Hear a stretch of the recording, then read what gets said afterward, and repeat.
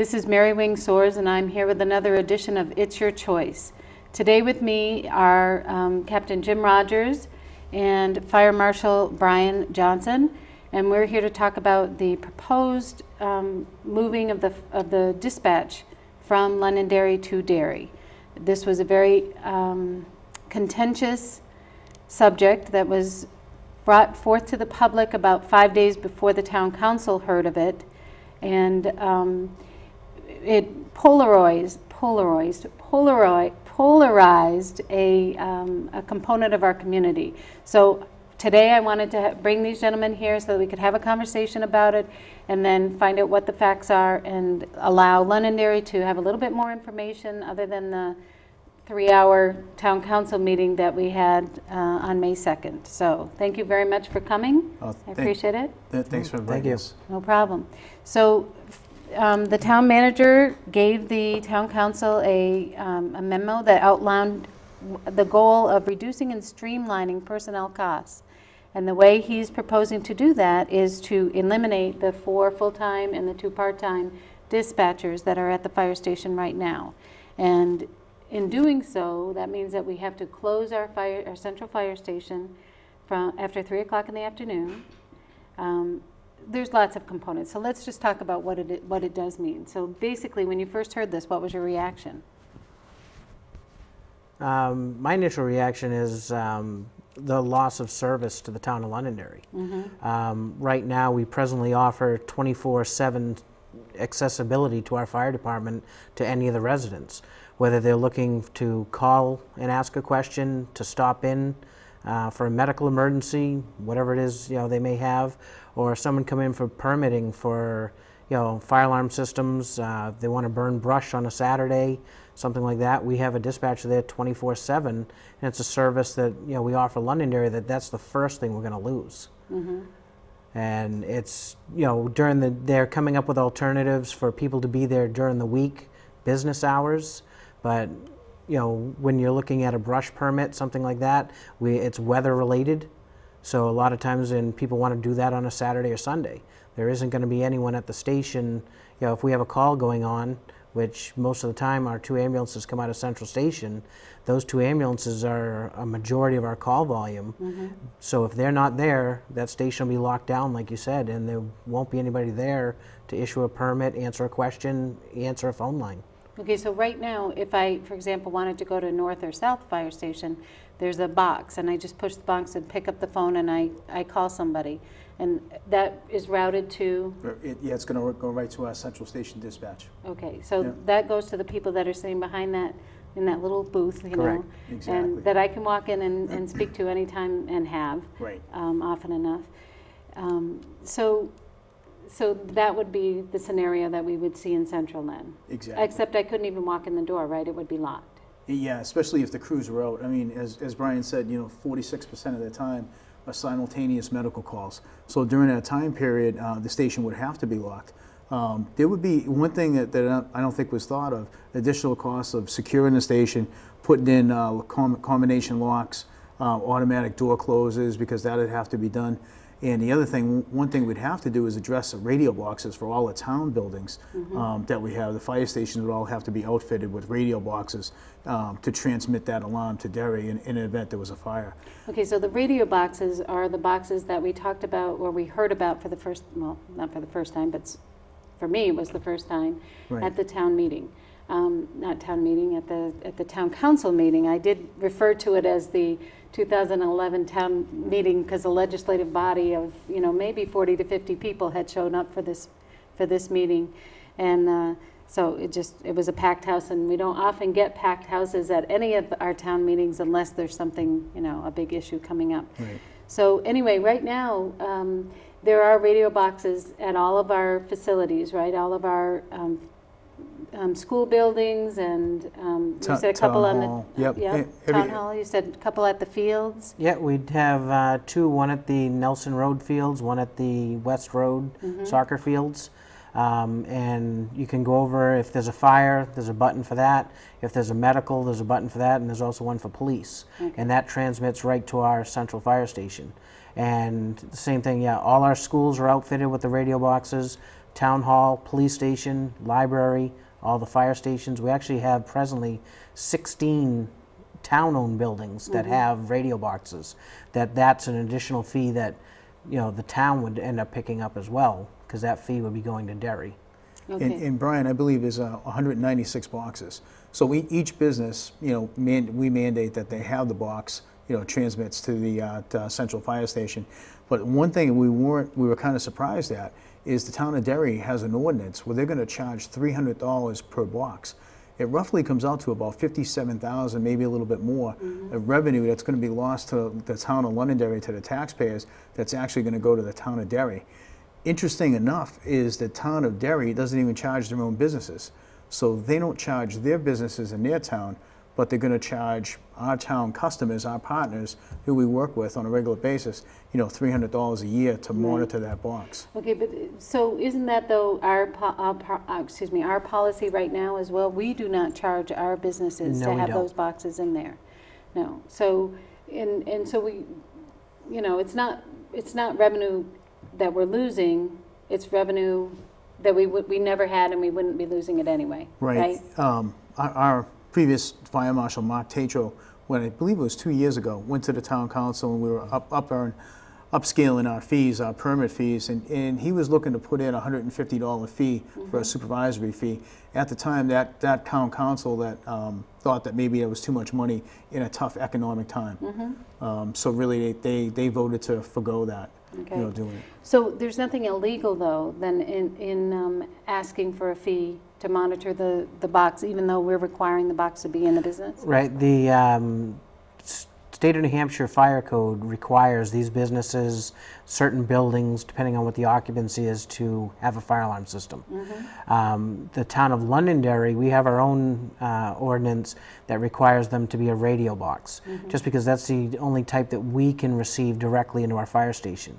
If you go with a private alarm company, what we find is there's a delay in notification, because that alarm now has to go to the alarm company has to call us, so there's a delay in notification. Right. With the radio boxes, as soon as that radio goes off in the building, it automatically alerts our dispatcher. We have a faster dispatch, better response time. And we're also finding that, you know, you take the windstorm, the ice storm that we've had a lot more frequent natural disasters in town where phone lines have been down. Now all those buildings no longer have fire alarm protection without a phone line. With the radio box, they all have required battery backup in them. Same thing with our receivers at our central station have battery backup. So you still have a fire alarm system in that building, whether there's phone lines or power, you know, taken out by weather. So it makes sense that because we have this ordinance, we require them to have the radio boxes in there. That's for their benefit. Right. If we didn't have the ordinance, they could have gone with our radio box, but they also could have gone with a private alarm company. Correct. If they had the private alarm company, they'd be paying a fee to them. Yes. Okay, and so it makes sense that we could charge them a fee. Right. When we looked, I assisted Mark Tatro back in, it was 2008, we redid our fees. And the most inexpensive company we could find was $45 in that area a month for monitoring. Wow. And that depended on the size of the business, you know, what the business was, and that was the cheapest figure we could find was $45 a month. And that pretty much went more towards the residential classification. So we were looking at $150 a year wasn't an outrageous number. Right. And what our intention is our equipment is 20-something, 30 years old. We were looking at that money coming in to more offset having our communications equipment serviced. If we needed new radio boxes, new antennas, anything like that, the money would come out of the people that are using the service instead of taking out of tax dollars, because people in the residential community shouldn't be paying for a radio box receiver that they're not going to use. Okay. We were looking to offset that fee, you know, to help, so we wouldn't take tax dollars to keep our equipment up to date. Well, that makes sense. And one thing, Mary, coupled with that charge of $300 per box in town is also, we just, not too long ago, a few years ago, we applied for a federal grant, and we were lucky enough to receive over $95,000 worth of equipment. As part of the contract with Derry, $95,000 to $100,000 worth of equipment would go to Derry Fire Dispatch, and they would actually use that to dispatch for us, but also the 4 other towns that they serve for. Right. So that's $95,000 worth of equipment that are also going over too. And when I heard that originally, I was thinking, okay, if we decide that we're going to put our dispatch over in Derry, we'd want them to use equipment that's state-of-the-art. Right. So, okay. But if we had a problem with, the way the dispatch went, we can't get out of this contract until July 1st of the following year. Right. Okay, so that means that that equipment stays there. How are we able to, assure that our town is going to be safe if we have to wait until July to get out of a contract? Well, actually, you bring up a good point, because when that equipment leaves, we're not going to have a backup system. So let's just say that we have to relive the ice storm that we lived. Currently, for next year, we project about 3,300 to 3,400 calls a year. 3,300 to 3,400 calls, plus add an ice storm on top of that. I mean, if Derry was at capacity with the ice storm, if we had our own equipment, we could start up and use a backup. Right. But the only thing is, we'd probably have a tough time losing that because we lost our trained personnel. So not only did we lose our equipment, but we lost our trained personnel Right. to go along with that. So, And part of the thing is, I totally agree with you that our equipment is more recent, more updated than what Derry has. Our equipment wouldn't be their primary equipment. They already have dispatch centers set up. They want to use our equipment for their backup in the basement of their town hall. So our $95,000 worth of equipment, primarily, unless their dispatch center goes down, is going to be sitting in their EOC, their Emergency Operations Center, being unused. right. And if we need it, we don't have the equipment now. And during the ice storm, a lot of towns, Hampstead, Auburn, Chester, Hudson dispatches for Litchfield, they did the same thing, where they made them bring up their base radios because like Derry and Hudson were overwhelmed, so they made each town take over their own dispatch center. We wouldn't have that capability because our radio is You'd no be longer talking walkie-talkies. right. Yeah, exactly. There's always that backup. Well, let's talk about why we don't have a central dispatch. Why aren't we central dispatch for some of these surrounding towns? If we do have such great equipment, we certainly have. We talked about training of personnel. The person that's on that other line when I call, it's somebody who's been trained to deal with emergency situations in a better capacity than what I've heard from. Correct. Our dispatchers are trained to a level, it's called Emergency Medical Dispatching, EMD certified. It's through the National Academy of Emergency Dispatching. It's actually a requirement, 911 operators, it's a requirement for their job to be certified. It was a big push, probably 10, 15 years ago. A lot of departments were looking into it, but then they sort of got away from it. Londonderry is one of the few communities that kept their certification up with all their dispatchers. And what happens is if you call up on our business line or even our emergency line, the direct line, they are certified to talk you through any medical emergency. Wow. They have cards there that they ask certain questions, go through certain steps. They can talk you through CPR, childbirth, lightning strike, any type of medical emergency. They can talk you through while getting the apparatus on the road. And getting CPR started is a huge benefit until we can get medically trained personnel on scene. And that's one service that Derry does not offer. Okay, so their personnel have not been trained or is not certified as ours is. Okay, so let's talk about the argument of having 2 people on duty at all times. That was one of the points that was made, that it'd be safer for us to have a backup dispatcher should something happen to the to the primary dispatcher. The one thing, Mary, with that is we're very lucky. I think it goes back to what Brian said in the beginning is service. That's the biggest thing that we're going to be losing with this. Let's just take, before we get to that, a lady made a perfect example. She was talking about, she called, there was a medical emergency right in the area of Max Apples one day. It wasn't really near a street address, so she couldn't say that it was, 270 Mammoth Road or whatever. And she called 911 and she said, I'm at Max Apples or in the area of Max Apples. I need an ambulance. There's a medical emergency going on. she got 911 dispatch. 911 dispatch asked her, what mile marker are you near? What else are you near? Really couldn't. She was frustrated. She actually dialed the fire department direct. And because of the familiarity that the dispatcher had, knew exactly right away. Within 3 minutes, there was a fire engine and an ambulance, Right. you know, right there, right on scene. So when we're talking about service, Can I just ask a question, though? Sure. If I dial 911, I get Concord, right? right. Okay, so wouldn't Concord immediately send me to Derry or to Londonderry? Yeah, they would. The call is going to drop down.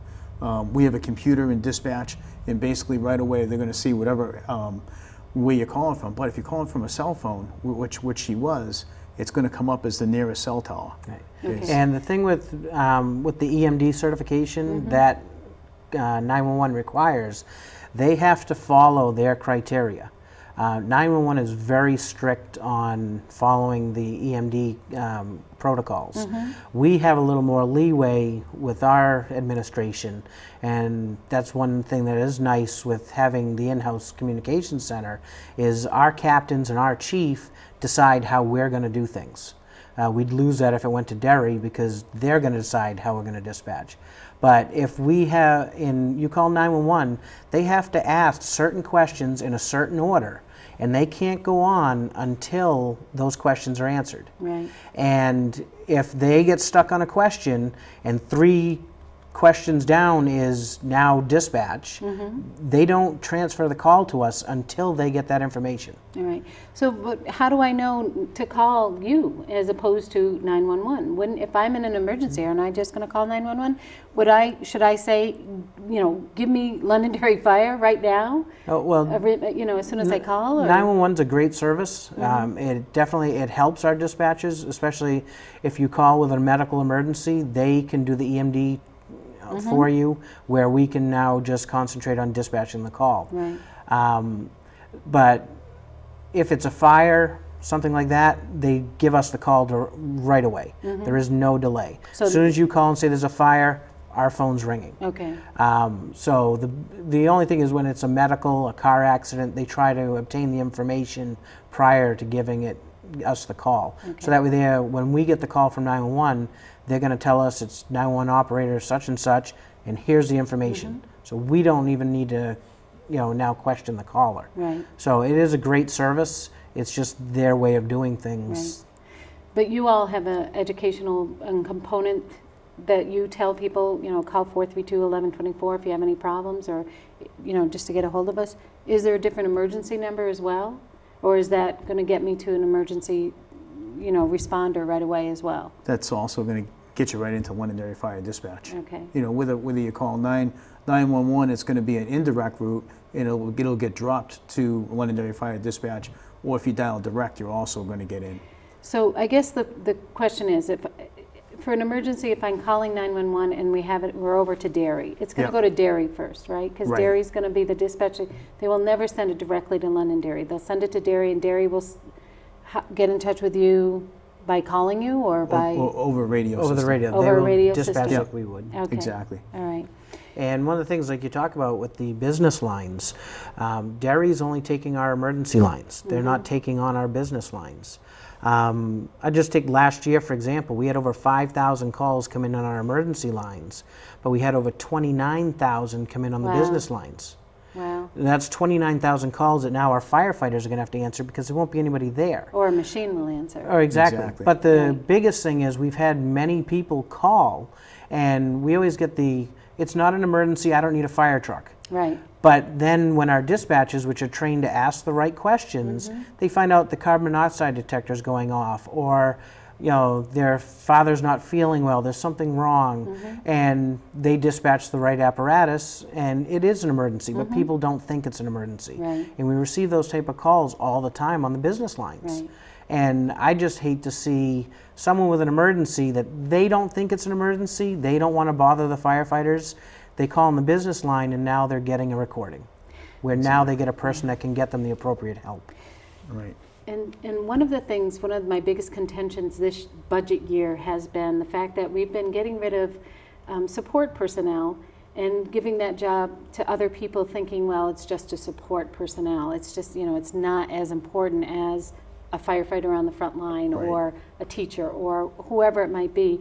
And I did go before the town council and ask them to put back, for example, it was the planning board secretary, I asked them to put her back. They didn't, they gave the job to somebody, you know, another department person. This would mean that the fire chief's assistant, executive assistant, would now take on the, not dispatch, because we're not dispatching, but that call, those phone calls. Exactly. And I'm sure those 29,000 29,000 did not come between 7 and 3 or 7 and No. 5. I'm sure they came, you know, between 5 and, you know, 7 in the morning. But I'm sure a good number of them came between 7 and 5 in the day. So we're talking about, she's got a, oh, he, I don't know if it's a male or a female. This assistant now has to do all the things that she or he was doing for the chief, and take on this additional responsibility. Right. You know? She's really going to be taxed. Is she getting, you know, a raise, or? No, you know, And no, she's taken on a very large role already, where years ago the town eliminated our deputy chief position. They took those duties and split up a lot of them amongst our fire captains, and there were a lot of administrative things that were put on the chief secretary, administrative assistant already. There used to be 2 people in the fire prevention division. We're down to 1. They are eliminating one of the positions. She helps out with fire prevention as well. Scheduling, there's anything I need office work, she's the only one we have. Right. So she's already helping out. With all She's of already those taken different on things. other jobs, Right. I Yeah, could she's say. really going to be stretched thin. Right. You know, by doing that. Right. You know, the one thing we talked about, not to get back to service a little bit, is a lot of times people ask us, they'll say, well, when are you at capacity? You know, when is that one dispatcher going to be at capacity? Lucky enough, the furthest dispatcher, actually Sue Roy, the administrative assistant, who also came from dispatch, the furthest she lives is 4 miles. Everybody else is 1 mile, a half mile, a couple miles away, so they all live in town. Their families all live in town. Take the ice storm, for example. We had to come up with a continuity plan for dispatch. We had to make sure there were 2 dispatchers in there the whole time. I think, 11 days, right? 11 days was the ice storm. We were able to do that. We were able to work that out with the dispatchers.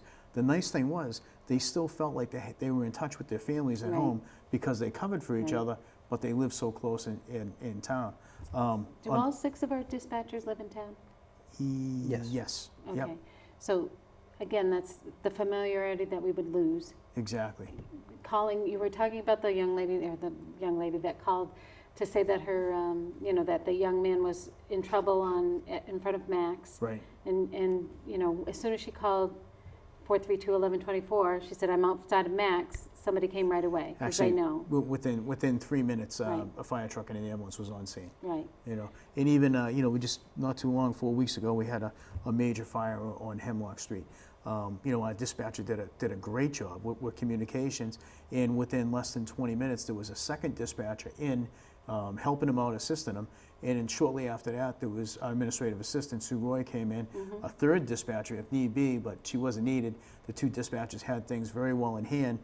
She was able to respond to the scene with rehab and other stuff, and kind of give us a hand on the scene. So, Right. I mean, that works out really well. We're really lucky. We have never, to my knowledge, ever been at capacity and not have multiple dispatchers come in. No, and you look at it, and like we're looking at projecting approximately 3,500 calls this year. We look at Derry and the towns that they currently dispatch for are over 7,000 calls a year presently. So you add our call volume to what they're, you know, gonna be taking Right, on, right. they're gonna be over 10,000 calls a year with 2 dispatchers. Right. And the dispatcher they're adding is actually third shift at night, which with our call volume, Derry's call volume, that's our quieter time. You know, we have statistics that show that from 7 to 10 at night are our busiest times. From 10 at night till 7 in the morning, it drops off drastically. That's when they're adding their staffing. Right. So right now, they are handling all their call volume with 2 dispatchers. That's still all they're going to be handling now, are 3,500 calls during the day. They're not adding someone during the day. So if you want to look at it as amount of dispatchers, for the 10,000 calls that Derry handles and we handle, They have 2 dispatchers, we have 1. So there's 3 dispatchers handling 10,000 calls. Right. They're going to go down to 2. Hey, the other thing, Brian, too, is I think we mentioned it earlier, we lose control over dispatch. I mean, right now, we have a good working relationship with communications and the shift commander. And as I said in the past, I mean, you know, we have administrative controls. We have policies and procedures that they use, but they're really instructed that if a policy or a procedure doesn't fit, don't push it into the system. Put it on the shoulders of the shift commander and let him make the decision that way. By, you know, going to Derry Dispatch, we're going to lose that availability. Right. Unfortunately, you know, they have some great people who work for Derry Fire and work in the dispatch, but they're very rigid because they have to dispatch from multiple towns. Right. So they probably have to be in that aspect. But we have the ability on the fly to make snap decisions based on critical information that we receive, and we can plug and play. Right. So I mean, that's the relationship that we have every day. The other thing that I would say about having our dispatch in town is that if you have a fire, you know where that is located, and you know where the surrounding fire stations are located. Exactly. So you could call a surrounding fire station, the closest one, and say, get your truck there now. Well, we're running into it. As a result of the Hemlock Street fire, we've opened up a dialogue in making sure that we can get the closest engine, but that's another problem that we lose control over. That's our goal. Our goal is to have the closest engine respond to the scene, Right. but if we can't control the dispatch, we may not get that. Well, that's what I'm saying. If it Right. stays with us, Right. we may have that opportunity to have that control. Exactly. If it goes to another town, we lose that control. Exactly, and if an issue should arise, you know, this morning we had a good example was, you know, right around 7 o'clock this morning, I believe there was 4 calls going on at the same time. We had Manchester coming in as a mutual aid company, we had Derry coming in as mutual aid. I mean, everything went very well. If a little bump in the road should happen, immediately the shift commander can correct it. When we go to Derry Dispatch, I mean, basically it's going to have to be Chief McCaffrey going over meeting with Chief Clobber, and it could be a long time span going on between that to get that problem, you know, resolved. Right. You know, and get it. And what we don't want to do is, if we have an issue, we want to correct it fast, Right. and we really don't want history to repeat itself. Right. It scares me to think that somebody who doesn't know our town would be dispatching for our town. Right. That's, you know, that's me. Is there anything else you want to, we're going to kind of wrap this up. Is there anything else that you want to get across? Any other, I mean, we didn't talk about the money. The money is, it's not a wash. It is going to cost us funds to send this over to Derry. We have startup costs. We also have to pay them, you know, a fee that is not offset by the 6 dispatchers that we would no longer have in our town. It is not offset by that at all. The town manager talked about capturing any revenues to add to your budget so that you could, you know, hire another firefighter. It doesn't sound like there would be any revenues to capture. No. So, you know, I mean, any savings to capture. So. And you look at it, and like you said, we didn't talk about the fees, but you know, we also want to make sure we're getting a fair price for what we're looking at. You know, they're looking at charging over $235,000 to dispatch for Londonderry for 3,500 calls, and you compare them to like Wyndham, which is close to 2,000 calls a year. They're only paying 70,000. You know, I guess my question is, for the same service, how did they get that? you know, why are we up with that paying so numbers? much more? You know, I just have a problem of adding to Derry's dispatch center. They have a great service over there. It works for them, but I feel we have a great service that works for Londonderry. And for the amount of money that we're looking at, the possible savings, which I'd love to see the savings come back into the fire department so we can do our staffing. But Captain Roger has done an incredible job working on the SAFER grant, and hopefully we're still in the running for that. We may be able to offset our staffing problems with the SAFER grant, Right, but and keep our dispatch in-house. but you weren't authorized to go for all of the firefighters, were you? No, we originally went for eight firefighters. Our job, I mean, we're kind of on a mission to eradicate 2-man engine companies, and we've seen it, and you know, studies out there prove it, but we've seen it, you know, with our own eyes on scene. 2 men are really just not efficient and effective. It's just that the 1 man is an exponential increase in the things that they can do, whether it's a cardiac call, or a fire, or motor vehicle accident, whatever the situation may be. It's an exponential increase with that. So we're real hopeful with that safer grant, or at Right. least, you know, putting 4 more guys on with that. Yeah, that would be The great. one thing, you know, someone asked me the other day, that they said, Jim, if this goes to Derry, if it's just hypothetically, will they dispatch for 4 other towns? Let's say in Hampstead that there was a motor vehicle accident, a serious accident, 3-car accident, required, you know, EMS and fire, and people needed to be transported. But at the same time, there was just a house fire in Chester, so they were dealing with that. But then in Londonderry, a call maybe not so dramatic as the 2, someone was having serious chest pain. How would the dispatcher prioritize? How would it go? Right. You know, it may go the motor vehicle accident first, you know, with all the resources going to that and the time that it takes for the motor vehicle accident. It may go to the structure fire first, you know, and all the resources and notifications that go along with that. And then eventually they're going to get to the person in Londonderry that's having chest pain. Right now, if that person's having chest pain in Londonderry, they're the first call. Right away. They're getting our service right away. There is no delay. Right. So, I mean, I just thought that was a good question that someone asked me the other day. And our taxes are definitely going for that. Exactly. We don't want to be adding to to Derry's coffers, Right. you know. So I'm hoping that as a result of this show, some of your questions will be answered. And if you have more questions, please, you know, give Captain Rogers a call, give Fire Marshal Johnson a call. They will be happy to answer your questions. And I'm sure Dave Karen will also answer questions. Thank you for joining us. This is Mary Wing Soares, and thank you, gentlemen, for joining us. It's your choice, Londonderry.